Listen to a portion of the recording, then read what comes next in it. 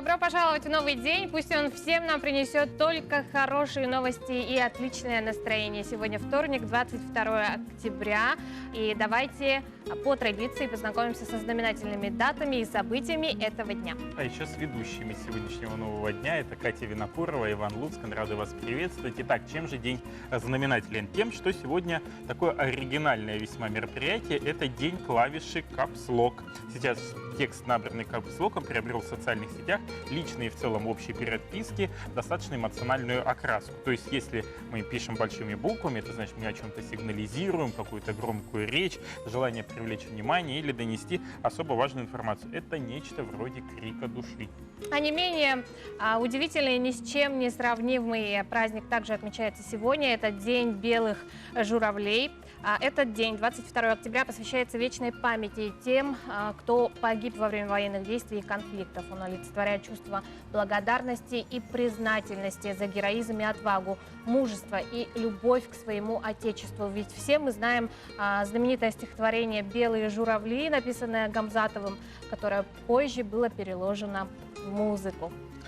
Ну а лунный календарь обещает нам такой мощный, яркий день. В этот день хорошо закладывать фундамент для новых больших дел. Этот день надо максимально активно использовать для укрепления здоровья, повышения духовного уровня. Я вообще считаю, каждый день надо так использовать.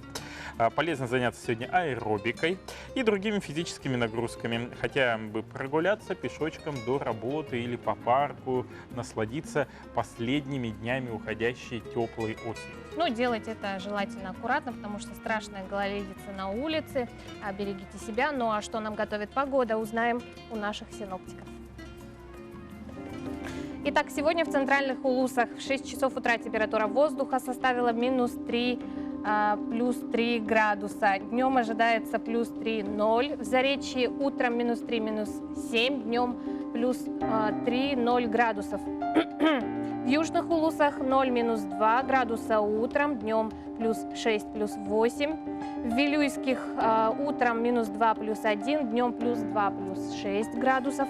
В Нижнеленских утром -3, -6, днем -1, -6. В западных -4, плюс 1, днем плюс 5, плюс 7 градусов.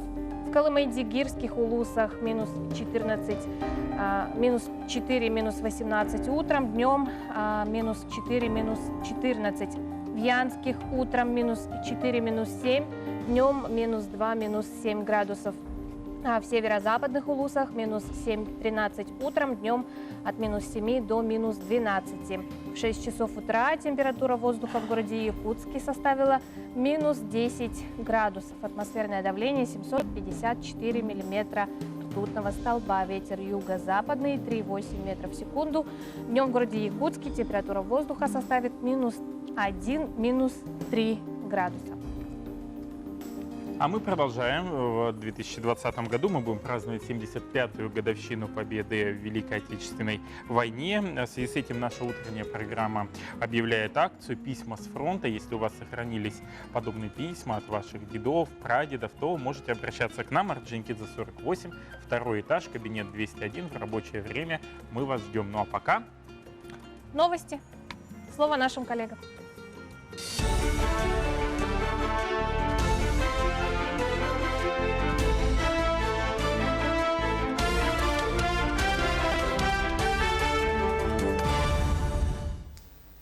В эфире новости, в студии Анастасия Кобызева. Доброе утро. В Якутии в отрасль обращения с мусором планируют инвестировать почти 2 миллиарда рублей. На эти средства в регионе планируют построить мусороперегрузочную станцию и мусоросортировочный комплекс. Его планируемая мощность – 175 тысяч тонн отходов в год. Также в Якутии планируют построить полигон твердых коммунальных отходов и участок компостирования. Строительство комплекса для сортировки и захоронения отходов в республике должно начаться в июле 2020 года. Глубина переработки мусора, поступающего на создаваемый объект, может превышать 50%. Российский экологический оператор рассмотрит возможность включения проекта Якутии в программу финансовой поддержки. Понятие экологического туризма, ограничение строительства на особо охраняемых природных территориях, создание зон абсолютного покоя – эти и другие вопросы обсудили первый заместитель председателя Комитета по экологии Госдумы Николай Валуев и экологи Якутии. Встреча прошла в профильном министерстве республики. Без внимания не остались и пожары прошлого лета. Как отметил Николай Валуев, по его мнению, половина из них может быть связана с незаконной вырубкой лесов в Сибири. Таким образом, черные лесорубы пытаются скрыть следы занятия незаконной деятельностью. Он сообщил, что сейчас в Госдуме готовится масштабный документ, который позволит пересмотреть многие вопросы охраны природы. Эти законы подразумевают. Вы молодцы, что треть территории отвели под особо охраняемые территории, поэтому я понимаю, что со временем возникнут вопросы, но прямо вот сейчас вряд ли. Недропользователь обязательно придет, что-то захочет разведать, но на особо охраняемых территориях, кстати, некоторые из них будут федеральными, что поможет в их развитии и материально-техническом обеспечении, позволит в этой борьбе выстоять. Не менее важная на сегодняшний день тема «Погода». В республике в последние дни отмечается потепление. По мнению якутских синоптиков, осадки в виде дождя и мокрого снега пришли вместе с западно-сибирскими циклонами. К примеру, в поселке Витим Ленского района температура воздуха поднялась до плюс 14 градусов, а в Якутске 17 октября температура воздуха остановилась на отметке плюс 2 градуса, что выше нормы на 7 градусов. Сейчас температура постепенно понижается. На данный момент в столице региона минус 8, переменная облачность, ветер северо-западный 1 метр в секунду. Температура до четверга будет постепенно, ступенчато опускаться. Ночные, если будет облачность, будут достигать 50 градусов. При прояснении воздух будет выхолаживаться до 13-18 градусов со знаком минус. Полярные авиалинии начали выполнять дотационные рейсы по маршруту Маган-Сангар-Маган. Купить билеты по сниженной стоимости можно до 30 ноября этого года. Рейсы запланированы 2 раза в неделю, во вторник и пятницу. Стоимость билета по данному маршруту 6635 рублей, плюс сборы 200 рублей. Билеты можно приобрести во всех кассах республики. Ранее пассажирский билет по данному маршруту стоил около 17 тысяч рублей. В Национальной библиотеке республики возобновили регулярные литературные вечера «Театральный понедельник». Встречи, как понятно из названия, будут проходить каждый первый день недели в 18:20 в историческом зале библиотеки. Организаторы мероприятия познакомят публику с новыми видами театральной деятельности – читки, вербатиму и диспуту. В ходе встречи участники могут высказать свое мнение, познакомиться с артистами и подробностями закулисья. А на первой встрече артисты русского театра и ученики школ прочли пьесу «Человек из Подольска». Интересно узнать что-то новое, почитать новые пьесы, которые не ставятся в театре по разным причинам, но интересно их узнать, почитать и познакомить с этим публику. Мне, в частности, интересно вот этот аспект и интересно общение с новыми людьми. Наши корреспонденты продолжают следить за развитием событий. Оставайтесь на нашем телеканале.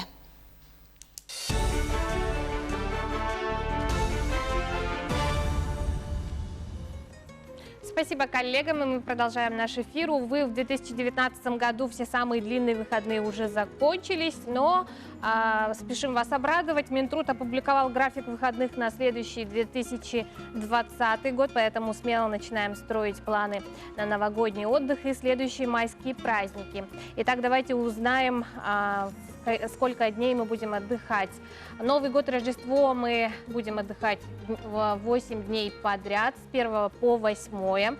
Но как минимум 2 дня этих каникул всегда приходятся на выходные, субботу и воскресенье. Эти выходные по правилам не сгорают и переносятся на другие дни. В последние годы их переносят на месяц май. За субботу и воскресенье 4 и 5 января мы будем отдыхать в понедельник и вторник первой полной недели мая. Тем самым выходные к 1 мая будут продолжаться аж 5 дней подряд, с пятницы 1 по вторник 5 число. Все остальные праздничные дни встали в календарной сетке 2020 года довольно логично. Последняя рабочая неделя этого года будет продолжаться 2 дня. Это понедельник и вторник, 30-31 декабря. 31 будет сокращенным рабочим днем. С 1 по 8 января россияне будут отдыхать, после чего выйдут на короткую 2-дневную рабочую неделю. Четверг и пятница, 9 и 10 января – это рабочие дни, затем наступает 2 выходных. И лишь 13 января начинается нормальный график. С мужским праздником дела обстоят следующим образом. Он выпадает на воскресенье, поэтому понедельник после праздника 24 февраля становится выходным. Та же история с женским праздником в силу того, что 20-й год високосный, и в феврале будет не 28, а 29 дней между мужским и женским праздниками. Будет не 13, как обычно, а 14 дней, ровно 2 недели. Соответственно, праздник 8 марта выпадает на воскресенье, а понедельник после Международного женского дня 9 марта станет выходным. Далее нас ждут 4 выходных на первомайские праздники, 4 выходных с 9 по 12 мая, День России 12 июня выпадает на пятницу, соответственно, нас ждет 3 выходных дня. И одинокая праздничная дата ждет нас 4 ноября, который выпадает на среду. Таким образом, праздник поделит рабочую неделю на 2 отрезка до и после праздника, поэтому смело строим планы на новогодние и майские продолжительные праздники. Ох, как тяжело же будет строить планы, это заранее, особенно на 4 ноября, которая только через год выйдет. Но вот следующая информация, я думаю, будет полезна каждому из нас, потому что оказание первой доврачебной медицинской помощи, первой помощи – это необходимые знания, которые могут помочь вам просто в жизни. Вдруг человек поскользнулся, упал, потерял сознание. Надеюсь, гипс, конечно, ему не наложили, но что делать в такие моменты, знают даже наши юные коллеги. С ними и продолжим. Это Саша и Алексей. Они очень любят боевики и фильмы про спасателей. Когда я вырасту, стану спасателем и буду помогать людям, тушить пожары и вообще спасать мир. С детства мечтала оказывать людям медицинскую помощь и делать медицинские операции. А когда я вырасту, буду врачом. Похоже, ребята еще сами не определились, кем они хотят стать. Но их главная мечта – спасать людей. Поэтому они зорко следят, вдруг кому-то понадобится помощь. Алексей, ты делаешь это неправильно. Если человек упал в обморок, ты должен немедленно звать взрослых. Это правило работает всегда. Не надо геройствовать, ты можешь сделать только хуже. Если же взрослых рядом нет, звони с мобильного телефона на номер 112, опиши ситуацию и объясни, где находится пострадавший. Не оставляй пострадавшего одного, пока не приедет скорая помощь.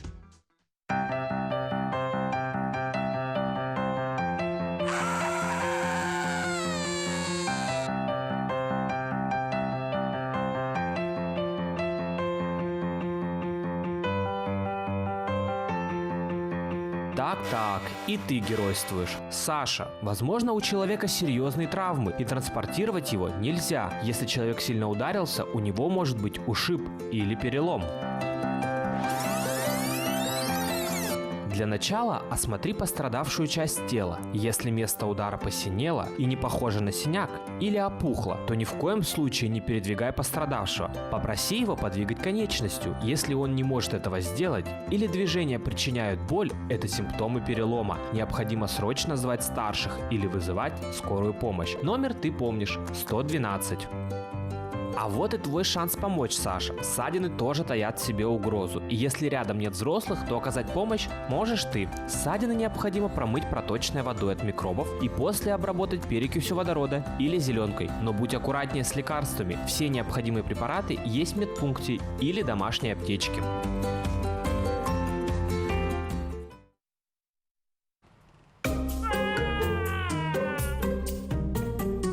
Молодцы ребята, что не лезете сломя голову. Если прикоснуться к человеку, которого ударило током голыми руками, то помощь понадобится уже не только пострадавшему, но и тебе самому. Если взрослых рядом нет, найдите резиновые перчатки или длинную сухую деревянную палку, например, швабру. Оттолкните человека от источника тока как можно дальше. После этого звоните по знакомому вам номеру телефона 112. Пока скорая помощь в пути, прикасаться к человеку по-прежнему не стоит из соображений собственной безопасности.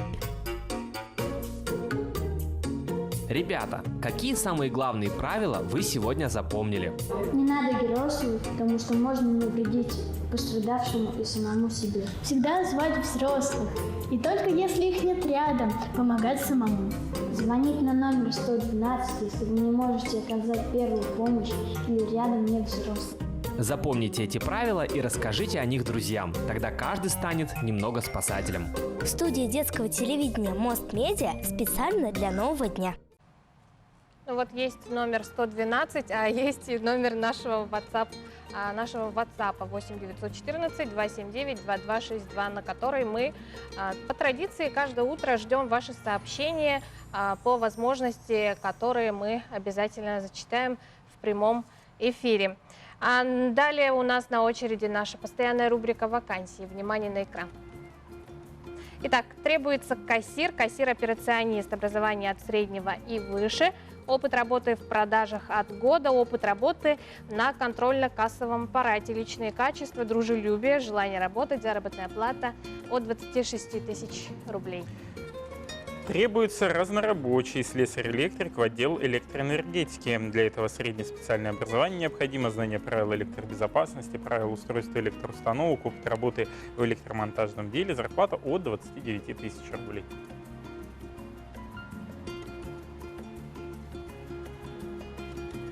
Требуется врач-анестезиолог, реаниматолог, педиатрический центр, наличие первичной специализации или интернатура, клиническая ординатура, сертификат, заработная плата от 66 тысяч рублей. Если вас заинтересовали эти вакансии и не только, вы можете обратиться в Центр занятости населения города Якутска по адресу Петра Алексеева, 6/1 или посмотреть эти вакансии у них на сайте. Мы продолжаем. Вот теперь еще о медицине. Есть такой замечательный парень, молодой ученый Иван тоже Петрович, тут фамилия у него Троев. Он с ранних лет начал заниматься наукой, а сейчас занимается регенеративной медициной. Об этом герое расскажет наш следующий сюжет.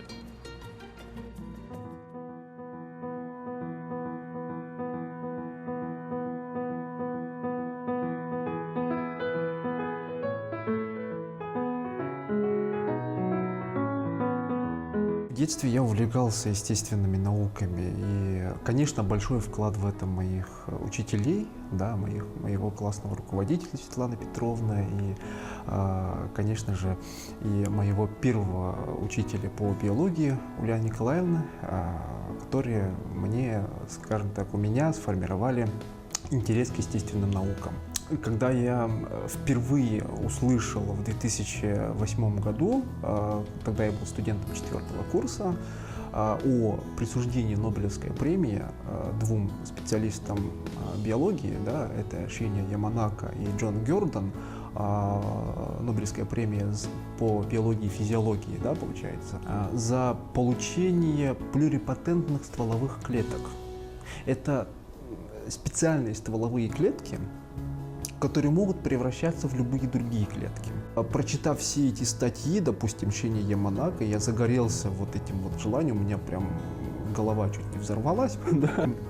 В порыве, короче, такого безумия и сумасшествия, да, я, в общем, решил посвятить свою жизнь регенеративной медицине, да, и заниматься клетками.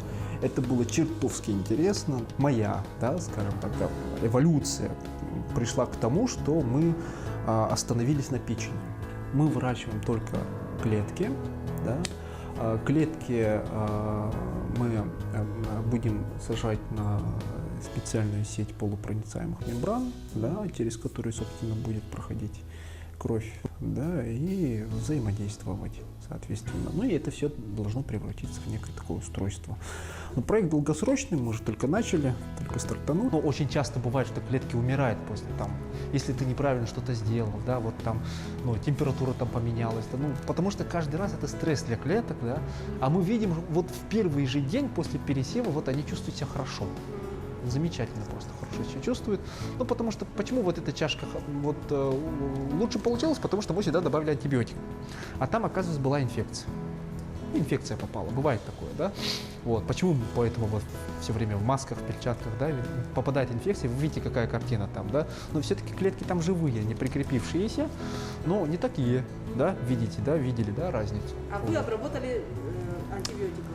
Да, сюда мы добавили, ну, совсем прямо маленькую. добавили? Вот в среду прямо добавляем антибиотик, да, и как бы вот уже клетки чувствуют себя хорошо, вот прям это очень большая радость на самом деле для меня, да, вот, и это очень... И научные исследования, вот прям вот любые можно делать, прям это моделирование препаратов, там, испытание препаратов на этих моделях, да, их как модели можно использовать, да, вот, потом вот все что угодно можно испытывать. Это клетки дают возможность вот проводить качественно новые, да, и фундаментальные исследования.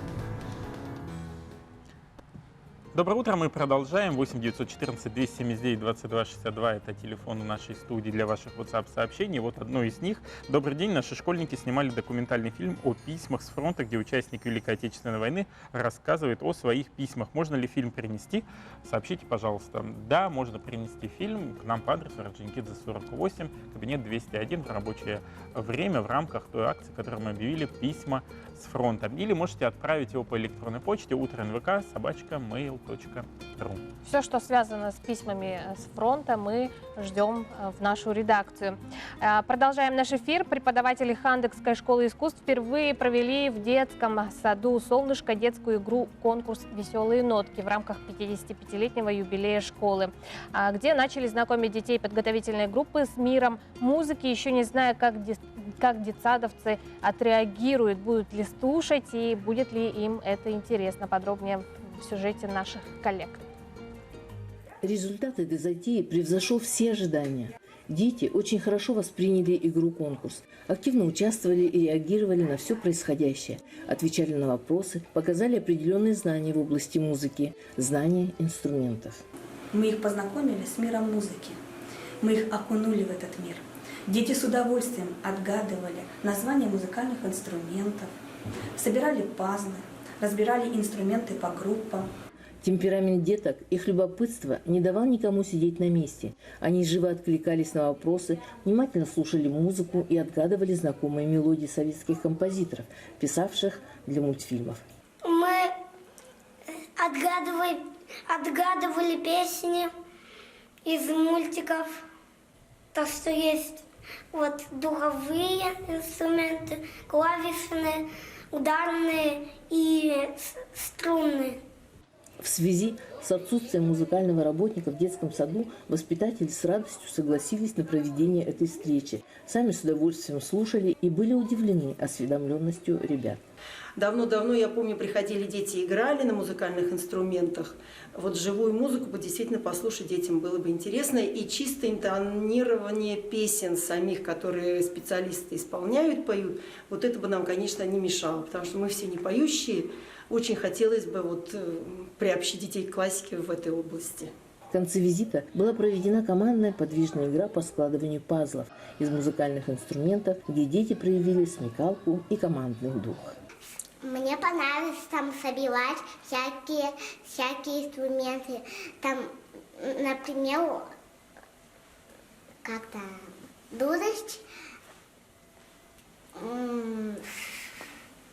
дудочка там собирать, скрипка, пианино. В конце встречи работники школы искусств подарили детям раскраски с музыкальными инструментами, а дети остались рады этому занятию и ждут их вновь. Нина Ханарова, Мария Винокурова, Хандыга, Тампонский район, специально для программы «Новый день». 4 октября прошел День гражданской обороны МЧС России. Что мы понимаем под гражданской обороной, как прошел этот день, что были за мероприятия, об этом нам расскажет гость нашей студии. Рад представить вам заместителя начальника МЧС России по защите, мониторингу и предупреждению чрезвычайных ситуаций, начальник управления гражданской защиты Романа Платонова. Роман Рейнович, доброе утро. Доброе утро. Расскажите нам более подробно, нашим телезрителям о понятии гражданской обороны, что она в себя включает. Ну, во-первых, у всего населения сложилось, что гражданская оборона – это на ее начале это человек с противогазом, бегущий в бомбоубежище там, с решительным лицом. Но это, конечно, не так. Сейчас гражданская оборона – это система мероприятий по защите населения и ценностей, в том числе культурных, от последствий военных конфликтов. И добавилось уже от чрезвычайных ситуаций техногенного природного характера. У нас, сами понимаете, что природа, погода будет идти за зимой весна, за весной лето, за летом осень. Поэтому она не обращает внимания на военные конфликты. И вот в последнее время добавилось предупреждение и ликвидация чрезвычайных ситуаций. Конечно, отличие то, что гражданская оборона зародилась 87 лет назад, в 30-х годах прошлого столетия, и то, что сейчас, это совершенно разные вещи, но костяк он все-таки есть. Это защита населения, защита человека, его органов дыхания и его правильные действия в различных ситуациях. Ну вот традиционно в День гражданской обороны проходит всероссийская тренировка. Мне вот тоже удалось поучаствовать в этом году. Разворачивали там койки специальные. Вообще, какой был сценарий этой тренировки? Каких удалось достичь определенных результатов? И какие еще мероприятия прошли в этот день? Ну, значит, тренировка проходила в два этапа. Первый этап был полностью посвящен гражданской обороне, действиям лиц, должностных лиц. Это все министерства, ведомства, организации. У них там были свои мероприятия по гражданской обороне. Они эвакуировали предприятия свои. Ну, не полностью, конечно, а там определенную часть свою, отыгрывали все это. Проводили эвакуацию населения. На второй этап тренировки мы уже отрабатывали лесной пожар. Это в районе Сатала. Собирали мы там технику, людей и локализовывали, ликвидировали лесной пожар. В принципе, все участники приняли активное участие. Ну, в принципе, нареканий больших не было. А кто принимал вообще участие вот в этих масштабных тренировках, я имею в виду все, персонал? В том числе и вы, НВК «Саха». В любой маломальской крупной организации, а вы у нас крупная организация, есть специалист, который занимается гражданской обороной, предупреждением чрезвычайных ситуаций, и он с вами проводил учебные занятия. Все организации расположены на территории республики, в том числе предприятия Якутсэнерго, ЖКХ, Минздрава, все подведомственные предприятия принимали участие в данной тренировке. Роман Андреевич, ну какими силами и средствами располагает структура гражданской обороны и чрезвычайных ситуаций на случай масштабно-аварийно-спасательных работ, например, вот, таких как землетрясение? Ну, страшно подумать, да, конечно? Ну, конечно, во-первых, землетрясение – это, конечно, страшное бедствие, но у нас, как вы заметили, за почти что 30 лет существования МЧС появились свои спасатели, которые у нас проходят ежегодно аттестацию, обучение. Это у нас и ГКУ, служба спасения, со своими спасателями и филиалами в районах республики. И у нас есть и федеральные спасатели, Арктический спасотряд. Это у нас, скажем, первая ударная группировка, которая будет спасать людей из-под завалов. Ну, в том числе у нас есть инженерная техника на местах, которая будет разбирать эти завалы. В принципе, все планы отработаны, и сами видите, у нас республика подвержена и лесным пожарам, и паводкам, и все мероприятия у нас проводятся. Скажем, ежегодно на один только паводок задействуется более 16 тысяч человек. А вот какие сигналы из гражданской обороны, при которых мы должны как-то реагировать, и проводится ли какое-то обучение среди детского населения? Вот как раз ну, во-первых, самый основной сигнал – это вы слышали на сирена. Эта сирена – это сигнал внимания всем. Внимание всем. Каждый человек, он должен включить телевизор, местные каналы и посмотреть, как ему действовать дальше. Это самый главный сигнал. Это самый главный сигнал. Ну, плюс учебные бывают, да? Когда нет, не учебные. Учебные это предупреждается, что это учебное. Есть у нас химическая тревога, воздушная опасность, катастрофическое затопление. Телевизор, радио, по-моему, тоже входит. радио тоже входит, да. Это называется перехват местных каналов для оповещения населения. Спасибо большое, Роман Андреевич, что подошли к нам в студию, ответили на вопросы по гражданской обороне. Хотелось бы, чтобы таких ситуаций было в разы меньше, и сигнал гражданской обороны мы, наверное, не слышали, только в рамках учебы. Спасибо. Успехов в работе. Сейчас мы прервемся на короткую рекламу. Оставайтесь с нами, и далее мы продолжим.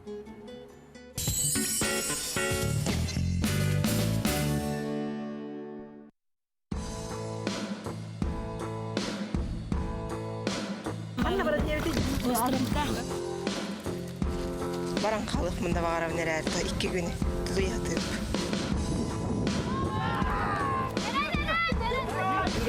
Қайстық. Жабы. Анны команда кыйлақ тақсырын бұбериге көрін.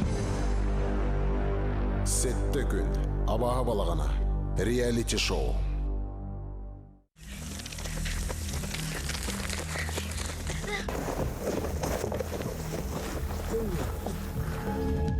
Сайылык тайылла илик табырына.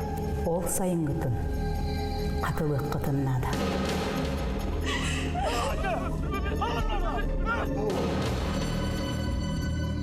Сүлүхүннәк таптал.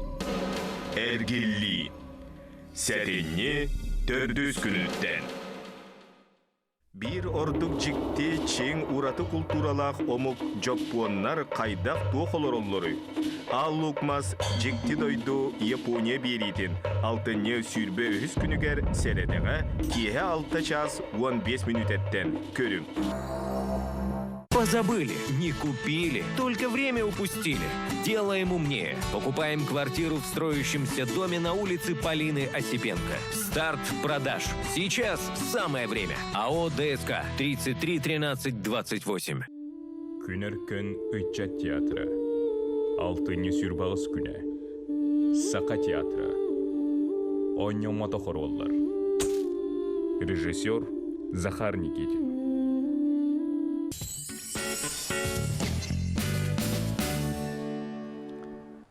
Доброе утро, мы продолжаем наш эфир, новый день вместе с нами на канале НВК Саха. Воплотить любимых киногероев либо персонажей в реальность, пожалуй, мечта всех любителей супергеройских фильмов, да и фильмов вообще. В Инстаграме вы его можете найти под именем Just Ayal, с человеком, который переносит экраны героев в реальную жизнь, познакомился наш коллега Максим Гоголев. Волшебный мир киноиндустрии окунает нас в мир фантазии и волшебства. Почему после просмотра фильма человек еще долго находится в приятном послевкусии. Как было бы здорово жить в таком мире, где есть герой. Как было бы здорово быть героем. Особенно дети предаются таким грезам. Хотят встретить, увидеть своих героев. И у нас есть тот человек, который превращает мечту в реальность.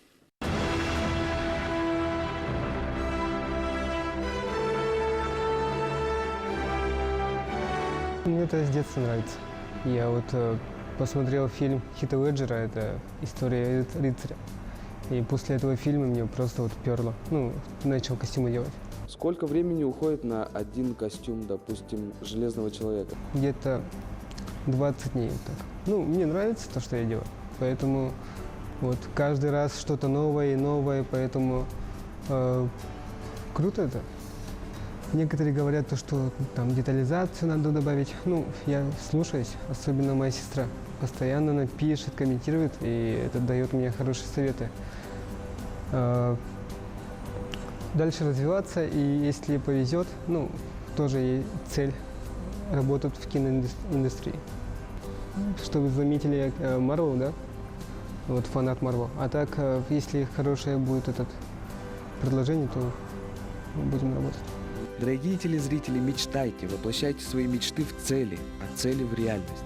Андрей Рукавишников, Максим Гоголев. Новый день. Вот я считаю, что следующая новость достаточно хороша для тех, кто ведет здоровый образ жизни, и тот, кто не хочет связываться с пагубным влиянием табака.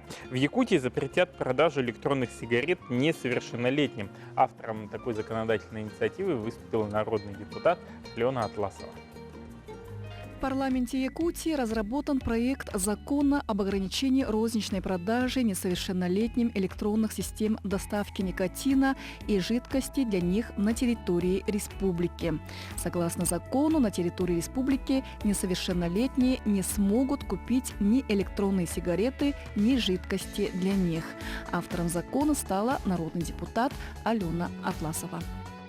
23 октября в парламенте Республики Саха-Якутия будет рассмотрен новый законопроект об ограничении розничной продажи несовершеннолетним электронных систем доставки никотина и жидкости для них на территории Республики Саха-Якутия.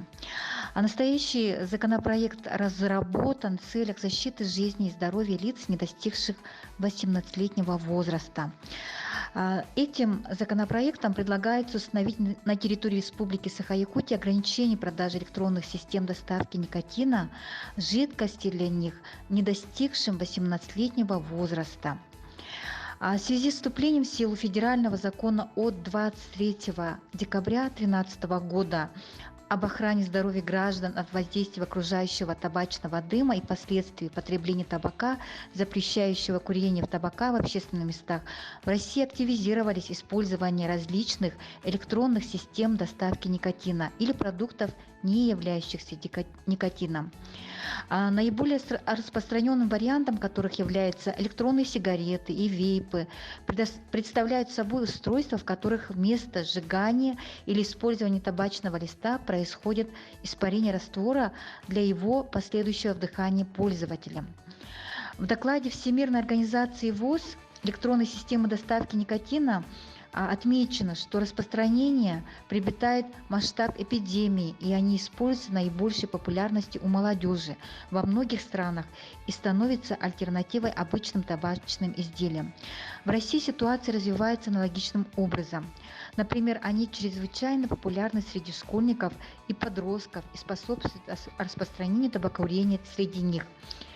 Разработка данного законопроекта обусловлено ростом популярности использования электронных систем доставки никотина среди детей и молодежи, категорий граждан, защита здоровья которых должна быть приоритетной. В настоящее время на территории Российской Федерации такой же закон принят в 27 субъектах. Одной из причин принятия запрета – это растущая популярность электронных сигарет среди детей и молодежи. В настоящий момент законопроект получил положительное заключение правительства республики и Управления Минюстиции Российской Федерации по Якутии. Доброе утро, мы продолжаем и поговорим мы сейчас об очень актуальной теме. Это реабилитация детей с ограниченными возможностями здоровья. Поговорим мы с гостями в нашей студии. У нас в студии Зинаида Семеновна Максимова, директор реабилитационного центра для детей и подростков с ограниченными возможностями здоровья, кандидат философских наук. Доброе утро. Доброе утро. И Наталья Владимировна Андрущенко, доцент кафедры детской невропатологии и нейрохирургии, невролог, клинический психолог Северо-Западного государственного медицинского университета имени Мечникова, кандидат медицинских наук из города Санкт-Петербург. Доброе утро, уважаемые гости. Зинаида Семеновна, давайте расскажем подробнее нашим телезрителям о курсах повышения квалификации. Что это за курсы и на кого направлены? Ну, работа у нас очень ответственная перед детьми, перед родителями. Конечно, надо иметь хороший багаж знаний, теоретических знаний, чтобы применить его в жизни, чтобы оно приносило пользу нашим маленьким пациентам, которые приходят к нам за помощью, их родителям. Поэтому наш центр работает всего лишь 2-й год. И за 1-й год мы провели 5 курсов повышения квалификации и продолжаем учиться. Мы очень рады, что к нам приехала Наталья Владимировна. Сейчас мы изучаем следующий очень важный вопрос. И буквально месяц назад к нам тоже приезжала Юлия Анатольевна Рденкова с Института коррекционной педагогики Российской академии образования. Тоже говорили о детей раннего возраста. Ну, тем очень много и без конца. Сейчас 2 наших специалистов находятся в Федеральном научном центре имени Альбрехта, тоже проходят курсы повышения квалификации. Вот так продолжаем. Тема вашего семинара называется «Реабилитация и развитие детей с поражением центральной нервной системы. Монтессори-терапия». Вот поподробнее тогда методика Монтессори, что она себя представляет, потому что часто мы слышим и в рекламе, везде, что вот Монтессори, а вот что это такое, как это можно считать? Монтессори-методика – это международная методика, надо сказать, что она имеет очень широкую область применения. Она может быть направлена как на развитие здоровых детей, так и на помощь детям с ограниченными возможностями здоровья. Вот наши курсы, они больше ориентированы как раз на последнюю категорию детей. Надо сказать, что здесь помощь оказывается не только самим детям, но и родителям, потому что очень часто родители не умеют играть, не умеют правильно взаимодействовать с этими детьми. И вот эти аспекты мы тоже обсуждаем с нашими слушателями. Я очень надеюсь на их заинтересованность и вижу, что это очень важная информация, актуальна, особенно в таком новом и совершенно замечательном, уникальном центре. Вот что она из себя представляет, я имею в виду, пощупать там, не знаю, кубики, да, какие-то переложить палочки. Там. Да, Монтессори-методика, она основана на классике. Мария Монтессори – это врач итальянский, один из первых, который получил врачебный диплом в конце XIX века. Но надо сказать, что она сохраняет свою актуальность. И она может быть представлена из предметов, ну, например, первый раздел из предметов, которые есть в каждом доме. Это могут быть крупы, кувшины, миски, сито, воронки и так далее. И вот с помощью такого очень простого инвентаря можно организовать очень важную деятельность ребенка, расширить его словарный запас и включить его в полезное взаимодействие по освоению быта, по освоению важных действий предметных. Ну, таким образом расширять его. И, конечно, понятно, что для специалистов все-таки стоят более широкие задачи, потому что здесь есть и диагностический потенциал в этой методике. И начиная с очень простого, с элементарного, с азов, с бытовой практики, специалист переходит к другим разделам, например, сенсорика, где закладывается основа для понимания очень сложных школьных дисциплин, математики, русского языка.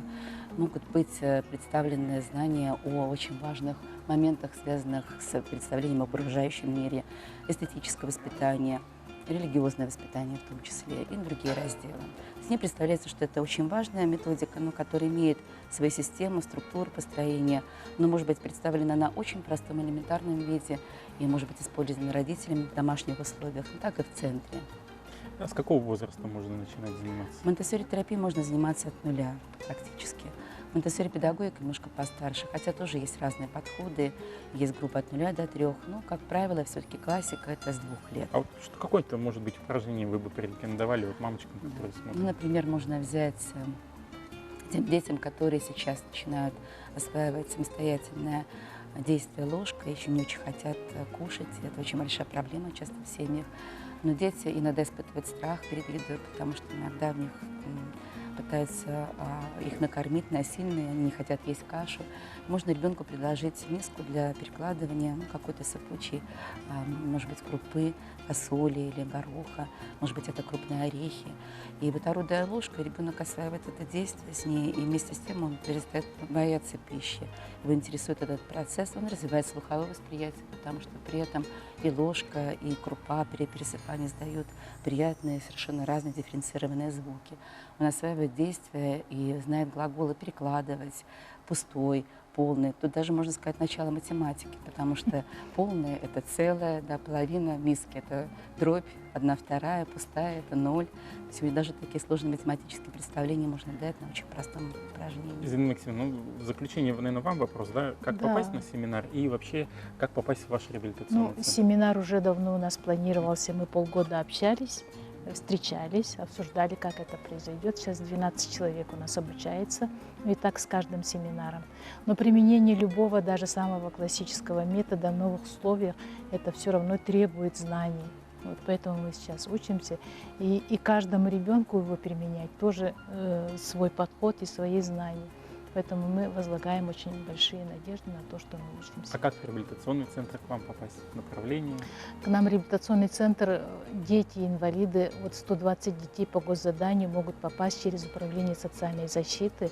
Там есть очередность какая, есть учет этих детей, они направляют к нам.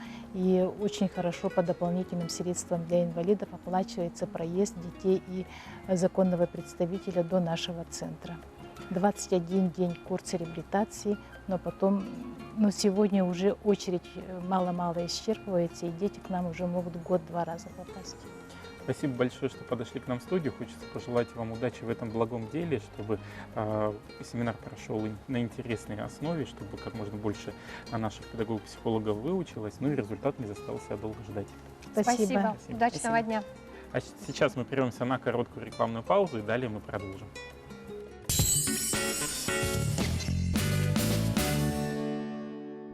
Қаллан тымниян кығыммыт чугахан истағанайы жеті ота хуақ ұскул тәскіл хыджар жону кеha ағына көрір. Бұ жон қанна қонон туға хан сиен ұхын кығыны туыруқтарай. Тебе барта бәві жонлар бұд, бәві таймақтар бұд, бәві однополчанистар бұд, біргі өрәметтер бет мұңнан айдыл. Бұдық мен көңіл хыджа мәхи тоғым яура ғоғыту дебеттерді қолы бұра.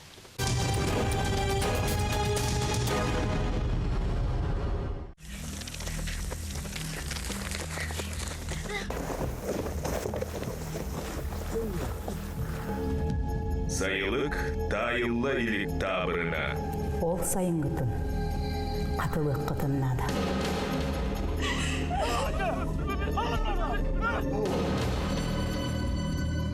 Сүлүхүннәк таптал. Эргилли.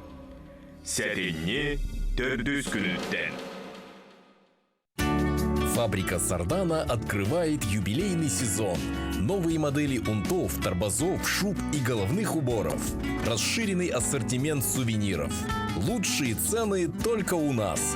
Действует система скидок. Фабрика Сардана вместе с вами 50 лет. Элегантность, роскошь, изысканный стиль шикарных шуб. Торговый дом СРБК. Алтыны сүрбәһис күнігер сақатиатыргар сақал бәйді бәтталана Валерий Ноев түрәбіті ағуын сылығаран лақулақан концерт спектакль болар. Валерий Ноев рылдарын басың толыратчылара ондан күйіттер, рығыттар біліқтірі күттіқтіра. Бұдолғы тулаға ақтылған кехетені Валерий Ноев чугаздағыра Аркадий Алексеев Слайныдыға. Сағалыныта 16-19 частан. Уважаемые жители республики, не упустите возможность приобрести новые квартиры на улице Строителей в городе Якутске. Звоните 459-359. Магазин кожи и меха и снова закрывается. Фабричные цены на все. Спешите купить шубу или дубленку с максимальной выгодой. На Крупская, 13.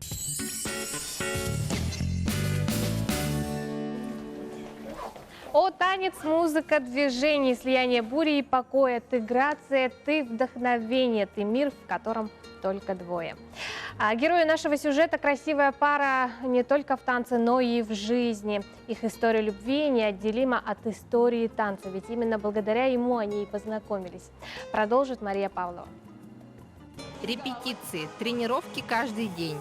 Танец – это не хобби, не работа, это уже стиль их жизни. Екатерина и Евгений познакомились в городе на Неве еще в университете. Но веселые студенческие дни пролетели и... Разъехались, много лет не виделись, а потом 4 года назад, видите, совсем недавно, да? Ну, мы как-то резко поняли, что, видимо, не зря мы познакомились и стояли у станка. Пришел момент. Да, пришел такой резкий момент, и мы вот даже не встречались, мы просто вот прямо сегодня и сейчас начали вместе жить. На работе, что дома, всегда все рядом, поэтому не переживай ничего по этому поводу вообще никаких нет. Сегодня норильский парень Евгений и якутянка Екатерина – одна из самых ярких пар танцевального мира Якутии. Они учат магии терпсихоры от мала до велика и воспитывают маленького сына Роберта. Мы сейчас 2 и 2. Да. Совсем маленькие еще. 2 и 2. Ну, с 3 лет ритмика как минимум 100%.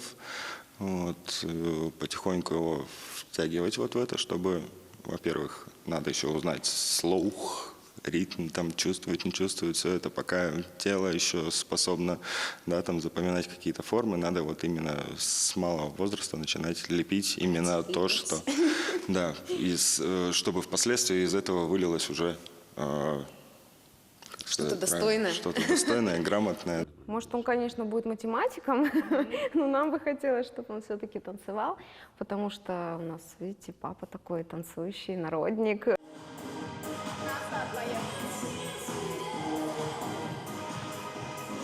Вот так бодро, энергично начинается каждая тренировка.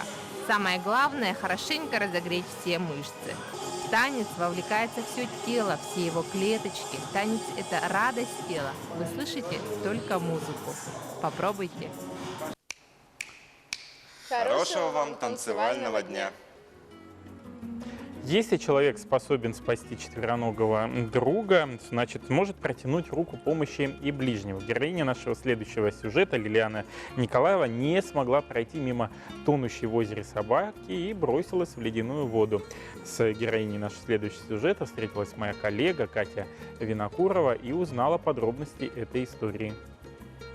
Днем 6 октября Лилиана Николаева вместе с дочерью и сыном возвращались с киносеанса.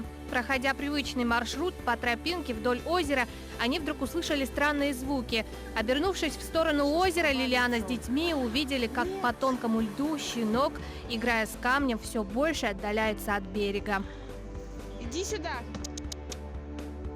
Потом мы уже, получается, увидели, собака у нас провалилась под лед. И мы пытались как-то сами собаку спасти, кидали камни, тут находили камни возле дороги. Ну, лед был, то есть плотный достаточно, поэтому, в принципе, как бы лед не ломался. И мы потом начали искать доски, вот где доски лежат, мы тоже доски кидали, но тоже, ну, тщетно все это было у нас. Мы уже потом позвонили в службу спасения 911. И нам девушка сказала, что на вызов спасатели за помощью собак не выезжают. Да, и тогда я сказала им, чтобы они ехали уже за мной, потому что в воду сейчас пойду я. Сняв с себя кроссовки, куртку, босиком, в штанах и кофте, Лилиана бросилась в воду спасать собаку. Пока мама туда плыла, мы сильно переживали, конечно. Я выбежала на дорогу. Пыталась остановить машину, чтобы какой-нибудь трос или веревочку, чтобы они достали. Они просто сигналили мне и дальше приезжали. Пока вокруг озера образовывалась толпа очевидцев, Лилиана отплывала все дальше. Одной рукой держалась за этот кусок пенопласта, а второй проламывала лед. Доплыв до середины, дна озера уже не ощущалось. Ну, я вообще человек такой, что как бы ставлю себе цели, да, если я должна дойти до нее, то уже как бы должна до нее доплыть, и смысла уже обратно возвращаться уже как бы не было. Собаку, ну как, я ее потянула, указала, где там берег, и она уже сама поплыла, да, вышла. Здесь она еще лежала не могла, и молодые люди уже ее вытащили из воды, и потом меня вытащили. Потом, когда мама уже с воды вышла, она не была расстроена. Выходит с воды, я спасла. В общей сложности Лилиана находилась в холодной воде около 20 минут. К сожалению, не дождавшись ни МЧС, ни полиции, ни скорой. Откликнувшиеся на помощь посадили ее в машину и отвезли в ожоговый центр. Благо, обошлось без тяжелых осложнений. Сама молодая женщина отшучивается. Отделалась герпесом. А я в то время вообще ничего не думала. То есть бросилась в воду и все, и поплыла. Но я хотела бы сказать, конечно, чтобы люди были более добрее, относились к животным, к братьям, к нашим меньшим с уважением все-таки. Они, это животные беззащитные, потому что собаки, они как-то более человечнее и преданнее, чем некоторые даже люди.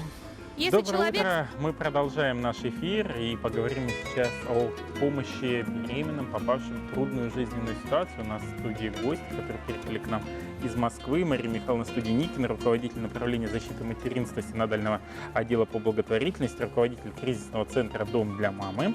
Доброе утро. И Дионид Алексеевич Бузулан, руководитель психологической службы Московского центра «Дом для мамы». Доброе утро. Здравствуйте. Ну, первый вопрос.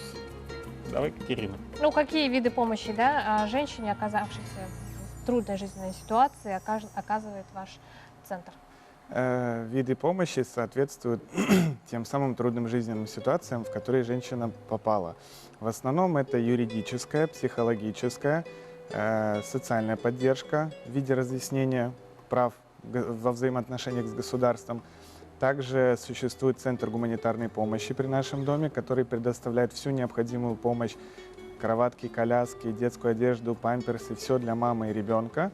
И очень важный вид помощи – приют временного пребывания, в котором женщины могут разместиться на период от 3 до 6 месяцев в самый кризисный этап своей жизни.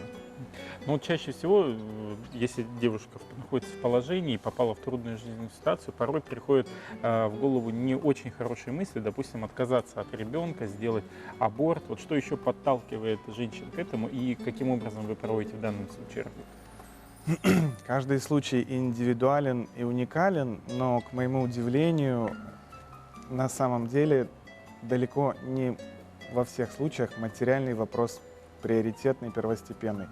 Опыт моей работы свидетельствует о том, что львиная доля мотивации делать неправильный выбор состоит в, я это называю, в общем, как-то вроде что-то раненые души, травмированные сердца. И вот это основная причина, и психологическое участие в этих ситуациях нередко способствует положительному разрешению. Ну вот иногда транслируется такая тематика «моё тело, моё дело». Вот как в данном случае поступать? Сейчас это модно. На самом деле мы очень много говорим о правах женщин распоряжаться своим телом, но мы забываем о том, что существует Международная конвенция по правам ребенка, которая защищает права ребенка как до, так и после родов. Ключевое слово здесь «до». Будет неправильно осуществлять права одних за счет ущемления прав других. И на самом деле, живя в 2019 году, становится понятно, что женщина, если захочет, она не забеременеет. Если она забеременела, значит, часть ее души к этому готова. Мария Михайловна, вопрос теперь вам. Вы приехали сюда с какой целью? Какая конференция планируется провести и какое в ней ваше участие? Я в конференции, которая будет посвящена медицинским аспектам профилактики абортов, буду рассказывать о роли общероссийского общественного движения «За жизнь» в сфере профилактики абортов, потому что именно эта некоммерческая организация, это самая крупнейшая организация в России, которая работает в сфере повышения рождаемости в нашей стране. И помимо просветительской деятельности, помимо размещения социальных рекламы, проведения социальных опросов, мы оказываем колоссальную помощь в рамках программы «Спаси жизнь». Эта программа, основная цель этой программы – это спасение детей от аборта благодаря противоабортному консультированию и помощи кризисным беременным. В рамках программы мы ведем кризис беременных от момента, когда она узнала, что беременна, до родов и после родов, до тех пор, пока она не социализируется. В рамках программы мы поддерживаем специалистов, психологов, социальных работников, клинических психологов, выплачиваем заработную плату, обеспечиваем их методическими материалами, проводим супервизии, полностью обеспечиваем НКО, которые работают в данной сфере. И вот за последние 5 лет в рамках программы «Спаси жизнь» спасено 11 132 жизни детей. Сейчас это 54 некоммерческих организаций в 36 субъектах Российской Федерации. Это 98 городов и 164 специалиста, которые работают в 128 лечебных учреждениях и 14 центрах защиты семьи, материнства и детства. Спасибо большое, что подошли к нам в студию. Хочется пожелать удачи в этом благом деле, чтобы у вас все получалось, чтобы количество спасенных жизней росло в арифметической прогрессии. Успешного пребывания в нашей республике. Ну а напомню, в городе Якутске сегодня ожидается -1, -3. Одевайтесь теплее. Увидимся с вами завтра.